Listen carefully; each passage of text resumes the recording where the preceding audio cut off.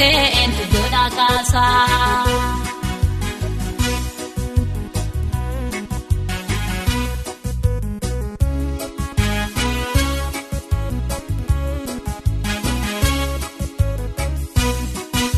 Dankaraa guree dura tuuliyyuu gooftichaa kuneessi sandaan geessu. Dinni ofumaa dadhabaa malee abbaa kakuu dadhabsiisu. Dankaraa cabsee cufaa banee kee ganna dhiisaa. Karoora naaf ta'ee karaa tanbiisuuf dinni ofumaatu natti roorrisaa. Maaliifan gaadhee abdii kutaadhaa akkaadhee nama abdii hin qabne.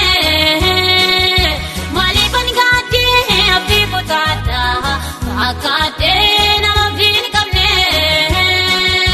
Qabari koo cimaa baraa baraan waaqa nama hin ganne. Dinni koo ofumaa dura koo dhaabatee natti roorrisaa. Waaqayyoo gooftaan naaf gochuuf jedhee isa murteessee maaltu hanbisaa. Dinni koo ofumaa dura koo dhaabatee karoora baasaa.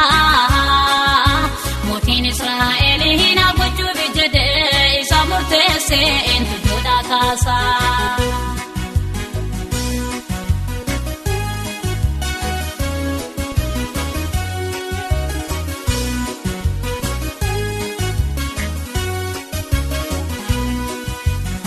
Kootiif yaada qopheeffamee na duraan bisuuf xiyya darbaataa. Fiixaan ba'umsi akkanaan taaneef baay'ee karaa naatti barbaaddataa. Ni waadaana seenee waaqayyoo gooftaadha karaa kamiin isa areeggataa. Waa'ee kootiif inni murtaa'ee gonkumaa hin hafuume nama raawwataa. Maaliifan gaadhee abdii kutaadhaa akkaadhee nama abdii hin qabne. Maaliifan gaadhee abdii kutaadhaa akkaadhee nama abdii hin qabne. Qabari koo cimaa baraa baraan waaqa nama hin ganne. Dinni koo ofumaa dura koo dhaabatee natti roorrisaa. Waaqayyoo gooftaan naaf gochuuf jedhee isa murteessee maaltu hanbisaa. Dinni koo ofumaa dura koo dhaabatee karoora baasaa.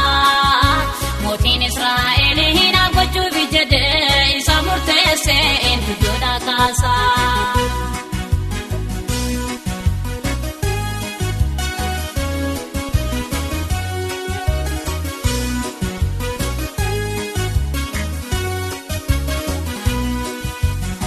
Yaadamee aannan biisaa ammatuun ka'ee mudaa lakkaa'ee.